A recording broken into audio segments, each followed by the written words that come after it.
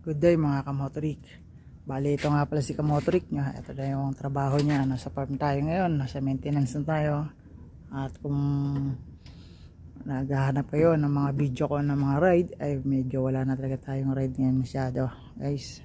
Kasi tutok na rin tayo sa trabaho. Minsan nagra-ride tayo. May binabayaran tayo na pag nagra-ride tayo. Minsan sumasay din tayo ng joyride. Para bihira lang naman din tayo mag joyride. Ito yung pinakatrabaho ngayon ni kamotorik nyo. Dito sa maintenance, electrician tayo rito. Yan. Electrician and control panel yan. Pwede natin gawin yan. Yan. Bali ito, kung mapapansin nyo, meron akong feather line. Ito feather line na to para to sa fermentation tank natin. Ito yung 3-phase natin na metro.